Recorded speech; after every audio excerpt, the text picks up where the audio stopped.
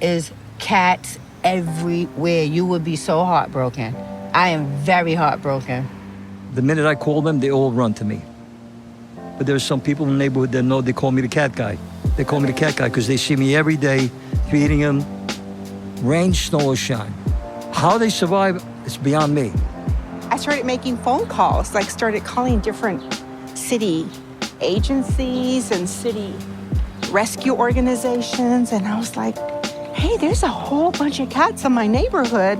Can somebody come pick them up? And I soon learned that, hey, this is a huge New York City problem and no one's gonna just come and pick up these cats. There's a cat crisis in New York City, but it's not visible everywhere. Depending on where you live, you might not see any street cats. And that's part of the problem. There are some blocks where 50 to 100 cats are living outside, but there are also huge sections of the city where you might never see a single cat, which means that millions of cat-loving New Yorkers could have no idea this is even an issue. Think about feeding 29 cats every morning. I don't have the money to do it. My neighbors don't have the money to do it. Who's gonna pay? Who's gonna pay? Who's gonna pay? And we were like, don't you take care of animals? I don't work for the city. This is not my job. The cat overpopulation crisis is caused by many of the same human issues that plague our city: affordability, housing, inequality, and issues around access. And it's not just New York. Cities across the country are dealing with overwhelmed animal shelters and unsustainable street cat populations. So we're going to start looking at the causes of cat overpopulation in order to get to solutions, because we have to look beyond the symptoms to see the root cause. That's why we created this podcast. Over the next several weeks, we're going to help you, our listeners, understand the cat overpopulation crisis and what we can do about it. And if you're already tuned into this issue, you know that animal shelters have been overwhelmed for a long time. We're going to help you see a path forward and be a part of the solution. So stick with us. I'm Will Zweigart, the Executive Director of Flatbush Cats. And I'm Virginia Marshall, audio producer and co-host with Will. You're listening to Underfoot, a podcast about the hidden cat crisis in New York City and how we can solve it.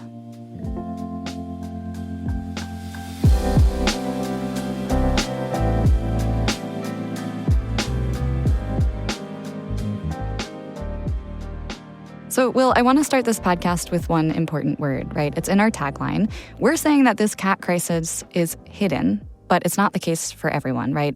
Street cats are a very visible part of many New Yorkers' lives. Right. And so, again, some huge parts of New York literally don't see street cats on a day-to-day basis, and they may not visit overcrowded shelters. But I think the bigger issue that we're going to be talking about is that overcrowded animal shelters and cats on the street have just been normalized. So we don't see something because it's always been that way. Yeah, and it's hidden in this way where it's hard to conceptualize. The problem is so huge. There are hundreds of thousands of cats living on the street. So I wonder if there's a way to start smaller. You know, what if one small city block held the key to understanding overcrowded animal shelters across New York City? So here's an abandoned house. It's been abandoned since I've lived here. This basement was a breeding place for the cats. This past summer, we met Rosario on a block just off of Flatbush Avenue. Rosario lives nearby, and she's been walking this block for over a decade. Over that time, she's noticed a lot of activity at the abandoned house. So there was a hole. The cats would get in there, whether they were wild, whether they were abandoned, stray. They would just go in there. Of course, they're not neutered or spayed, and they just kept multiplying. So this ledge here, at night, 35, 40 cats would line up because there would be food scraps. So the cats would come out here looking for scraps.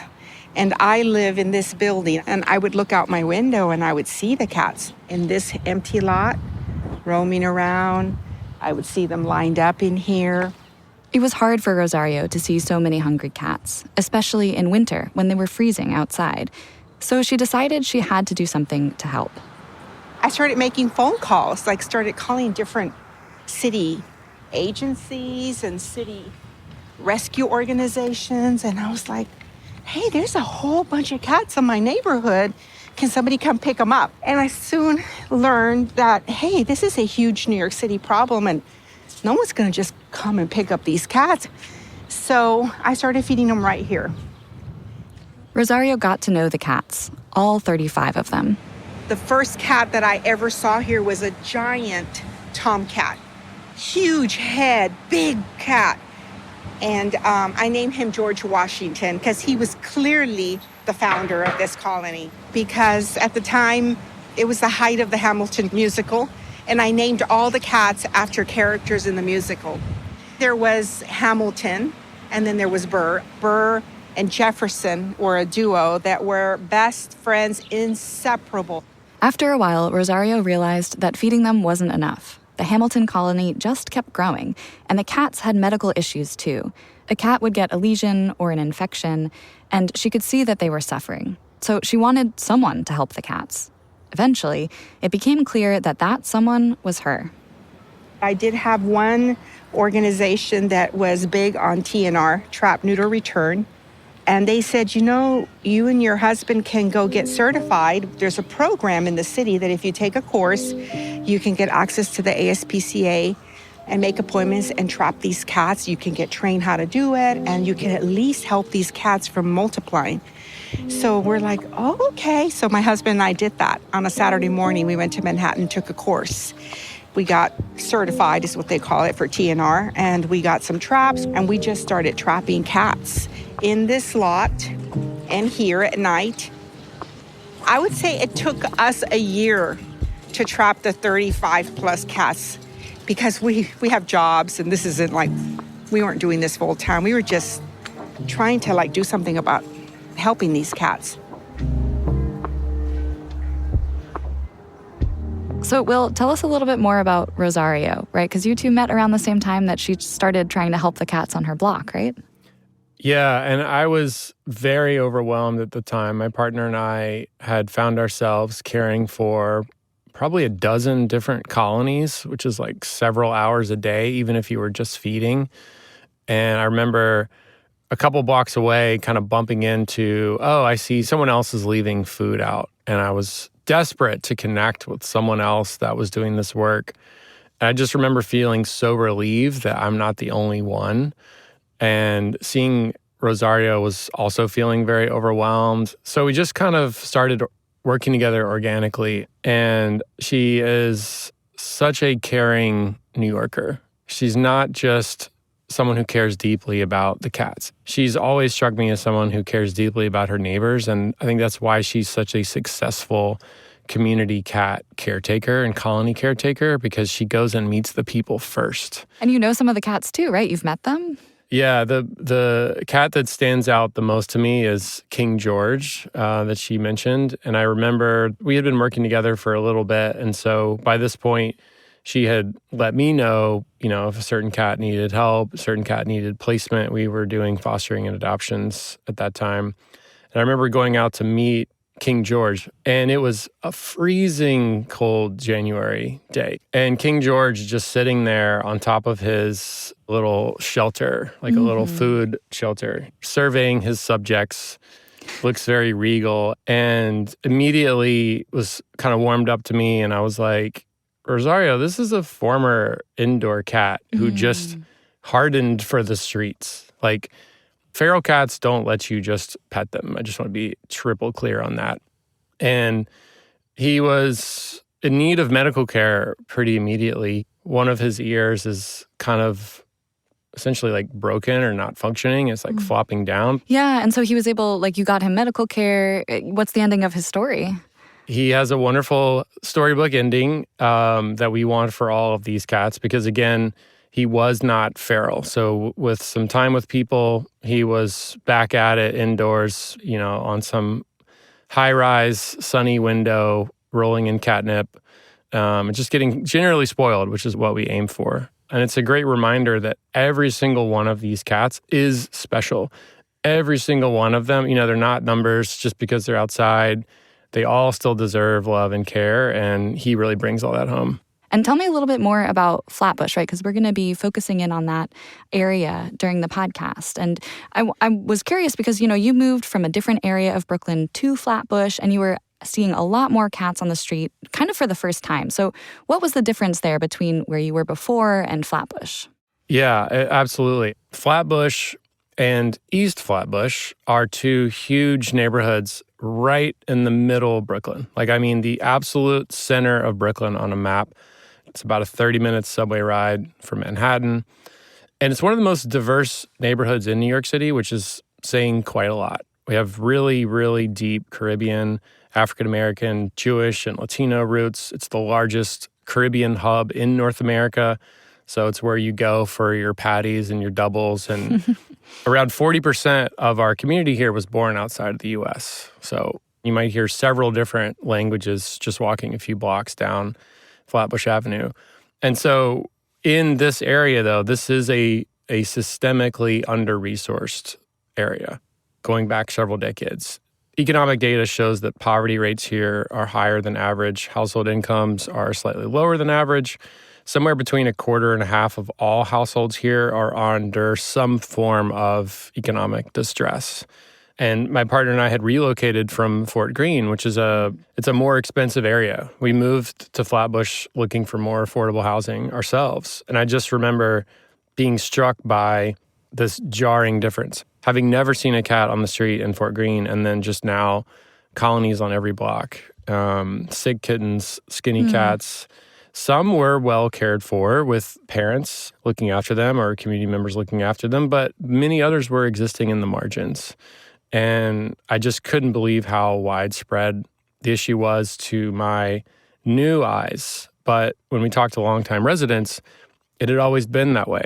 Yeah, that makes sense. So tell me, where are these cats coming from? So that is the question. We learned that as long as the neighbors on any given block do not have access to veterinary care for their indoor pets, indoor, outdoor cats, dogs, as long as they don't have access to veterinary care, you will continue to see this issue because those cats could be displaced if someone's moving. Maybe they get out because cats who are not spayed or neutered have a strong biological drive. They will literally break out of your house to get outside. Maybe it's 100 degrees outside and your windows and doors are open because air conditioning is expensive. There's a million reasons why this kind of ends up being the root issue, but it took us a couple years to realize that we actually have to start knocking on doors and connecting with our neighbors and connecting them with resources if we really want to prevent more cats from showing up and more kittens from being born in Brooklyn backyards. Yeah. And I think some listeners might be imagining, as you're describing this issue, like, oh, I grew up with a cat and they were sort of outside. Isn't that okay? But it's not, right? Like, can you talk a little bit about why it's not good for the cats to be on the streets of New York? What are some of the problems that they face? Yeah, picture New York City. What are you picturing? Loud cars, buses, tons of activity on the street.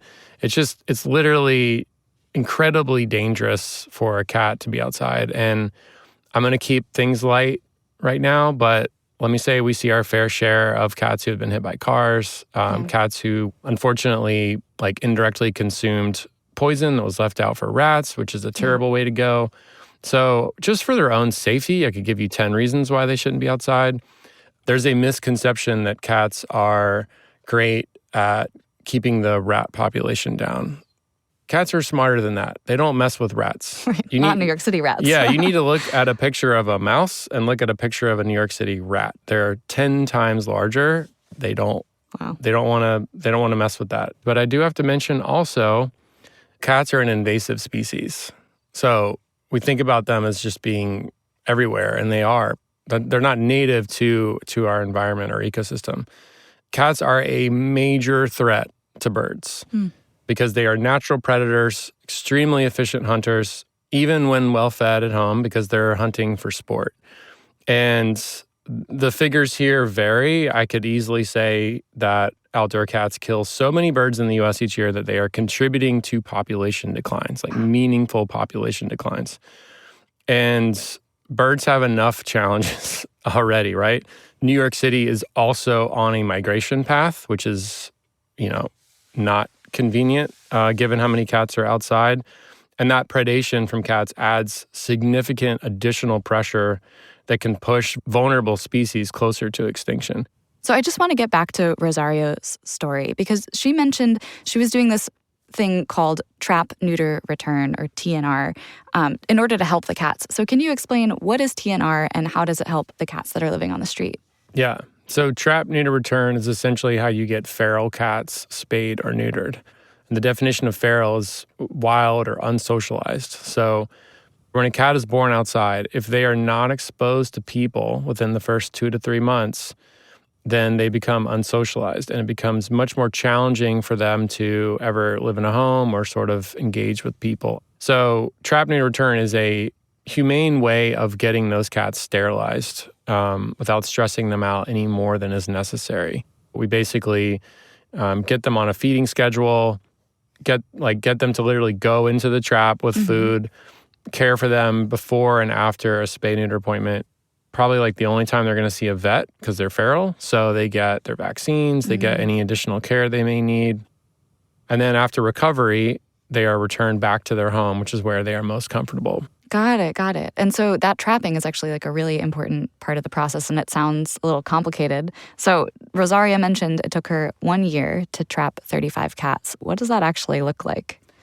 In short, it is a ton of project management. And to trap even one cat in New York City requires a lot of logistical wrangling because think about we don't have cars, we have small spaces. So where do these cats stay after you trap them? They need to recover after surgery. How are you getting these cats to the clinic? You can't put them in a lift. They're smelly and they might, ruin that person's, SUV. So everything about trap, neuter, return is challenging in general, and it's just dialed up a little bit extra in New York City. So if you were to trap 35 cats, first of all, you couldn't do that all at once. You need to do it over several months, given just like how challenging it is to care for a few cats at a time. And you got to coordinate with all the neighbors. You got to literally track where all these cats are, their movements, their patterns. Cats are very routine oriented. So you get them on a feeding schedule, and then you kind of earn their trust just enough to be able to trap them and betray their trust temporarily. And you apologize and you say, "Hey, this is for your own good." Yeah, right? It's for your own good. Like we don't need more little kittens running around. Yeah. And so just a tremendous amount of dedication and problem solving. Yeah, that makes a lot of sense. And actually, we're gonna, for listeners, give them a little bit of a closer look at what it feels like or sounds like to trap a cat. So our field reporter, Sarah Gabrielli, went on a trapping mission recently with Ryan Tarpey, the TNR and outreach specialist at Flatbush Cats, who was training some new volunteers on how to do TNR. Sarah and Ryan went to an apartment where a group of volunteers were waiting to trap a mama cat and her litter of kittens. They call this a box trap or a pressure trap. Pressure because it has that pressure plate. It has 2 doors. Ryan arrived with a collection of traps, all with slightly different uses. First, he showed the group how to trap the mama cat. This door is for putting your bait in, transferring a cat. It has many uses, right? And so then we're going to put the bait back here. She's going to walk in. She's going to step on this plate. Yep. And the door falls and then can't open. For the kittens, the job was a bit more delicate. Ryan showed how to use a drop trap, which is a bigger trap used for a larger group of kittens. So it's important with the drop trap that the food gets centered, especially for like these size cats, that when they're all in there eating, nobody's tail sticking out, nobody's got a leg out, because it falls pretty hard and fast, right? I think we go in and wait. With the trap set up in the basement and the food inside, it was only a matter of time before the kittens came out. They were hungry, after all. Is that 5 cats? That's 4 of them. No, 5. Oh, there he is, baby. All right. The most important thing here, especially if you have that many cats underneath there, you want to wait till all heads are down before you pull the string, because their reaction time is so fast that they catch something out of the corner of their eye and their little heads are up. Heads are down. Heads are down, heads are down. We going? Green light? Oh. We got him! Oh my God, we got all of them. This is amazing. Oh my God. Now bring me that big sheet, the gray one, the gray queen size sheet. Max brought over the sheet and Ryan threw it over the trap. Watch what happens when we cover it all the way. They'll calm down. Yeah. If they can't see out, they're not trying to get out. Got you, buddy. Don't worry, you're fine. Then the kittens had to be moved into portable traps, which took some time. But by the end of the evening, all 5 kittens and their mama were secure, and Ryan loaded the traps into the van. But right now we're headed over to the clinic where we have our holding space, and we're gonna get all these guys checked in. File your forms, line their cages, feed them. Okay.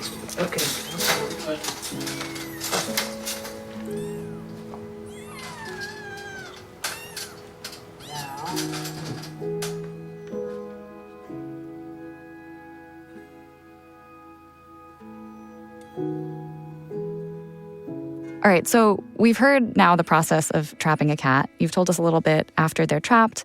They're either spayed or neutered, and they might get some basic health care, vaccines, and other things.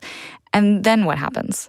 So while a cat is with us, either before or after they're getting spayed or neutered, we are also evaluating, is this a friendly cat or is this a feral cat? Shockingly, a very high percentage of the cats that we've trapped, who we assumed were feral, are actually not feral. They are friendly cats.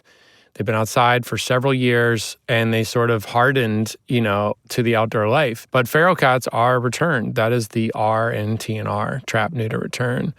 And it's an imperfect solution because ultimately we still have cats outside. At least they're not reproducing. So that's the way that we can contribute.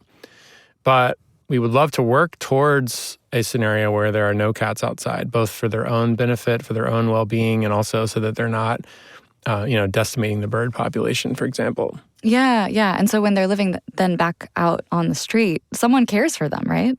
Yeah, so very important terminology here. We would call it a colony caretaker.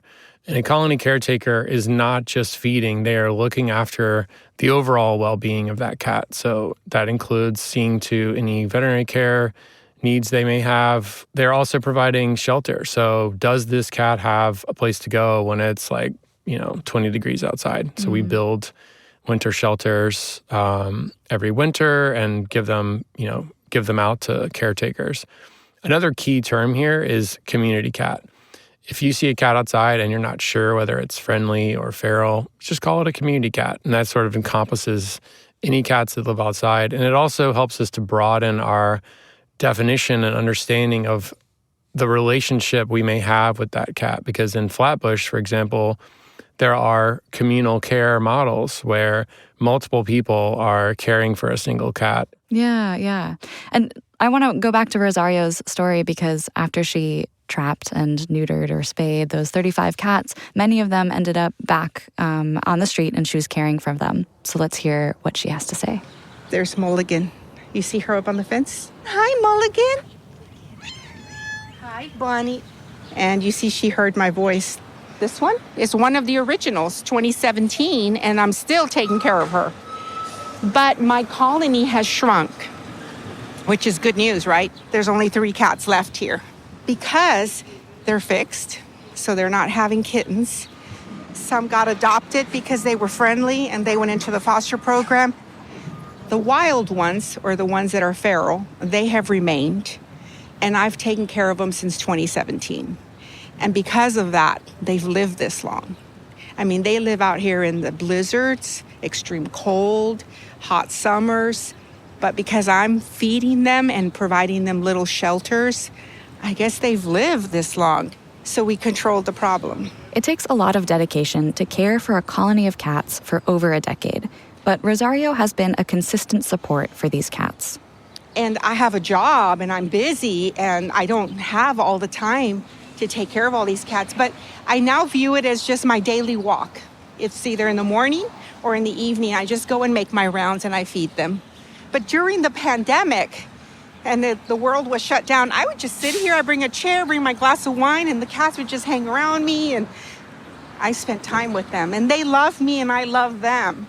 Rosario's colony is now mostly stable, but every so often, someone spots a new cat. And then the TNR process starts all over again.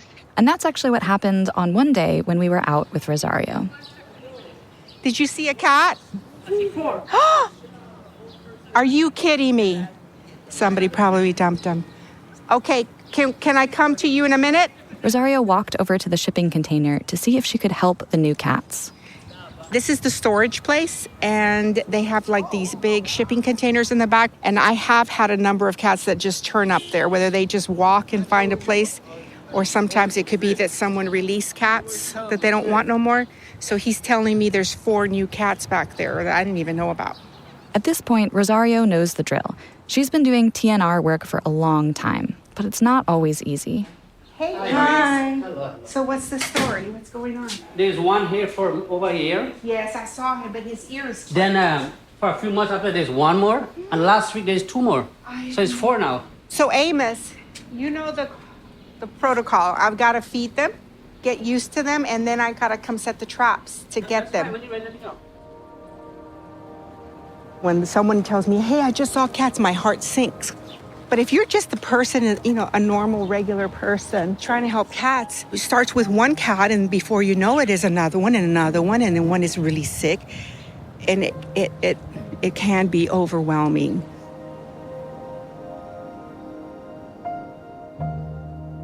So just a quick update. Since we took that walk with Rosario, she actually went back and trapped that shipping container cat.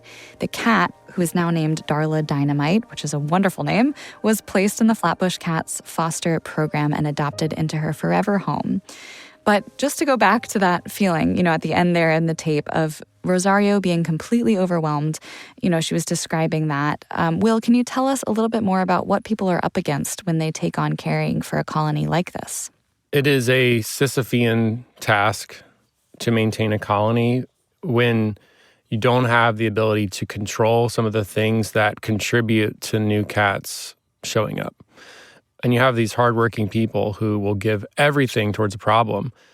And so it's hard for them to accept that this situation is outside of their control. When you hear from rescuers, and we're going to hear from a lot during this show, they are dysregulated, right? Like they are suffering as people because they're giving everything they have. So Rosario's not the only colony caretaker in Flatbush or in Brooklyn, right? There are a lot of people working to take care of cats. Yeah, and I want everyone listening to challenge your pre-existing notions about how many people care about these cats.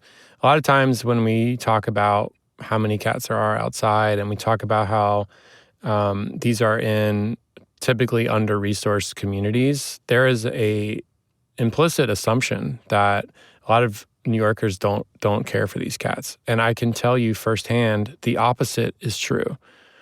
People care for cats in a lot of different ways. New York City is a melting pot. And part of this work is learning that there are different values and belief systems around the role that pets play. And communal care for cats is very common in Flatbush.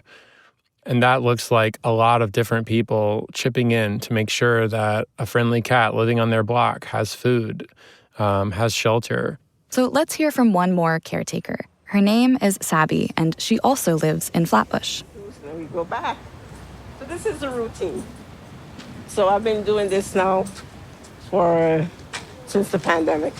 Every morning, Sabbie wakes up at 5 a.m. to walk her dog, Coco, and along the way, she sees dozens of cats in need. Good morning. Sabbie can't just walk by those cats. It's in her nature to help. It's something she learned as a kid growing up in Jamaica. Jamaica is a tropical Caribbean island.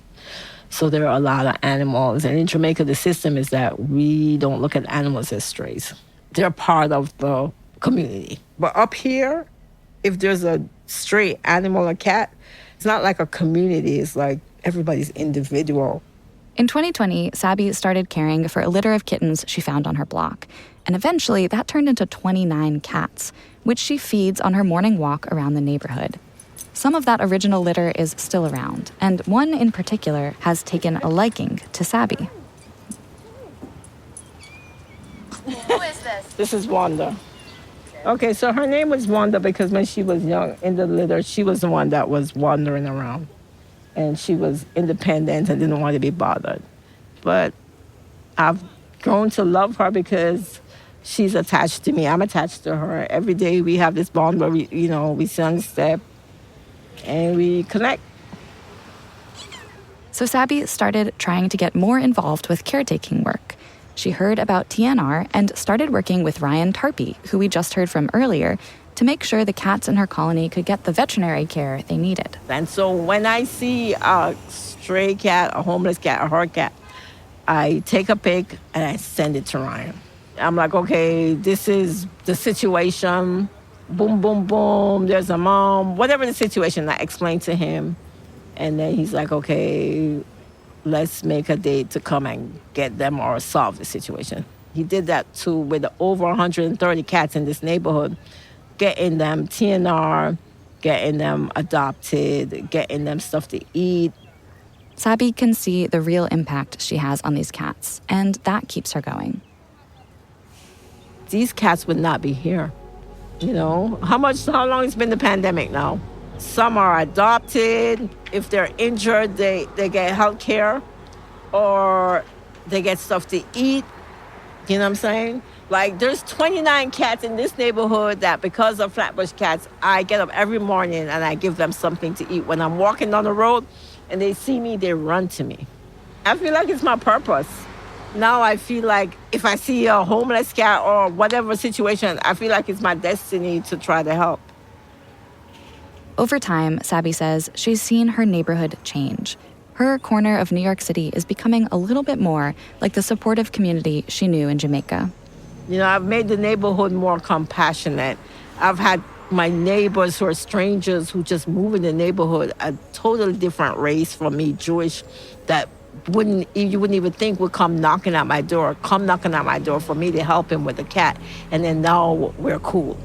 So to me, it's bringing cultures together.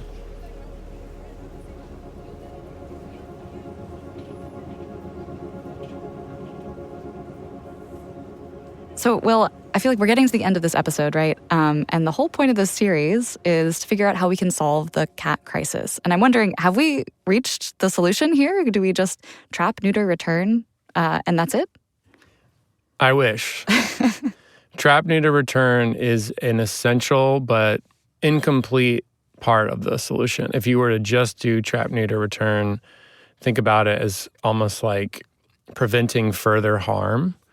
But trap, neuter, return starts with cats that are already outside, that are already feral. We've already failed them by that point, right? If a cat is like trying to survive in New York City outside, yes, there are people that will pitch in and feed them, but don't they deserve a better life? Shouldn't they be napping indoors on a couch somewhere while we work to feed them? I mean, that's really the role that cats have established for themselves, is they are the only species to have domesticated people. And I want to see them in that role. I want to see them being very comfortable indoors. So we have to move further upstream. And when I say upstream, I mean preventing situations before they happen. Yeah, because we haven't yet told our listeners what Flatbush Cats is. So tell us how you founded it and what it does.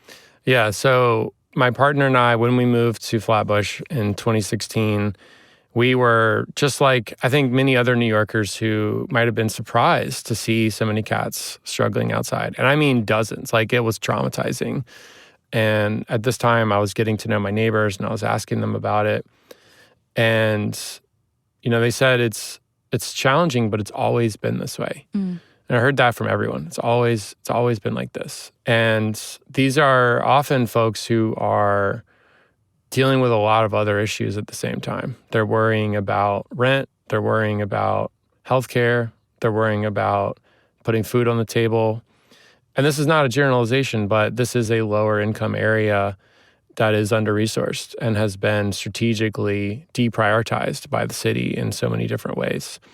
We initially started just volunteering the same way anyone else might, figuring out how to rescue a single friendly cat, learning about trap, neuter, return. I was like Googling, you know, maybe there's a city agency. I was very naive. I was like, oh, surely someone will come and take care of this. And it took several months to realize that we were the help. Yeah. We would need to deal with this locally. And so I signed up for a trap, neuter, return class, and it took months to like get to a class, and then took several more months to get spay neuter appointments and borrow traps. By the time we had followed all of those steps and we had everything we needed to do TNR for a colony, I remember there were like 9 kittens born from a single litter, and they had aged during this process. So by the time we were able to trap them and we had spay and neuter appointments, they were feral. If we had known what I know now, all of those kittens could have gone into homes because we could have rescued them earlier when they were kittens and could have socialized them. And so I had to kind of like carry that and sit with that. I feed these cats to this day, almost 10 years later. Wow. There's only 2 left. I have to like see every day that we love them, we're doing our best by them, but we also failed them as a society. And so collective action, systemic level action is needed. And I had to go through that firsthand to realize. So when I say we can't adopt our way out of this problem, when I say we can't rescue our way out of this problem, it's because I tried. Yeah, and when you hit that point and sort of that realization that you couldn't adopt or trap, neuter, return your way out of the problem, what did you do? We hit a breaking point. We hit full burnout. And anyone listening who's been involved in rescue and adoption and shelter work knows exactly what that's like. And we were spending thousands of dollars a month at the vet, essentially, like trying to get all these cats care. And I remember my like lowest point was we had just dropped off 10 cats. It's the maximum number of cats you can drop off at any given time. It's the maximum number that would fit in a van and the most number of appointments. So we were doing literally everything we could. And I was like, well, I'm just going to go scout this new colony. Like I've seen some cats on this other block, a couple blocks away.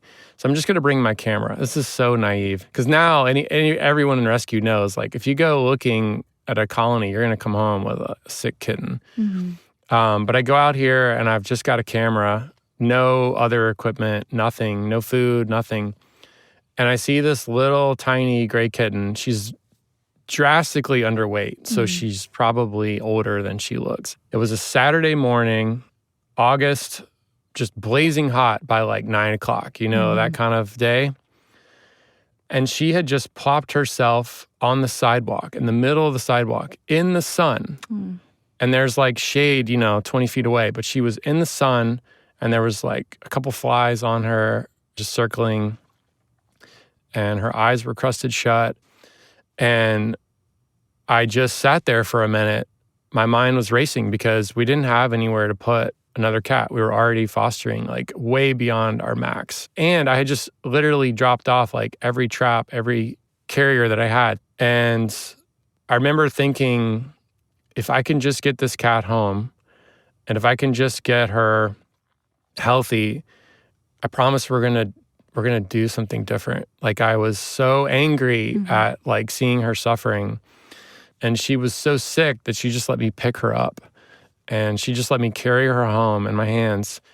And I made her a promise. Her name is Mani, M-A-N-I. I promised her that we would not just help her, that we would prevent more cats like her from suffering. And that is really the origin of Flatbush Cats. And so Flatbush Cats was founded as a 501c3 in 2018. We built a community cat program so more volunteers could get engaged, so we wouldn't be burning ourselves out. We could work together. We could share the responsibility of these larger projects. And then later, building a veterinary clinic in Flatbush. Everything that we've done up until this point and everything that we will do in the future is an attempt to keep that promise, to prevent more cats like her from ever suffering on the street. So one note we want to end on here for this episode is that real solutions are happening. Absolutely. And we're going to spend some time going deep and understanding the problem because I do believe that is the most important step to getting to a solution, is really making sure we understand this from a variety of different angles. But we're also going to be laying out a vision for what a better world can look like. When we work together and when we direct our resources in the right place, we can solve big problems like this. So listeners, you're in the right place if you care about cats and you care about solving this problem and understanding too, that we start with blocks like Rosario's or Sabbie's because they are microcosms of what's going on everywhere across the city. So that's what we're going to tackle in our next episode. we're going to zoom out and try to wrap our minds around the scale of this cat crisis and the role that the city plays. That's next time on Underfoot. Underfoot is brought to you by Flatbush Cats and is made possible by our generous donors and supporters who want to get to the root of this problem. If that sounds like you, subscribe to our newsletter and become a supporter. You can learn more at flatbushcats.org. And if you want to see the full story of King George and so many other cats like him, go check out the YouTube page of Flatbush Cats. We'll also link to it in our show notes. Underfoot is hosted by Will Zweigart and me, Virginia Marshall. Our field reporter is Sarah Gabrielli. Episodes were recorded at Good Studio in Brooklyn and mixed and mastered by Will Whatley. Podcast art was created by Lazy Chief, and the series was executive produced by none other.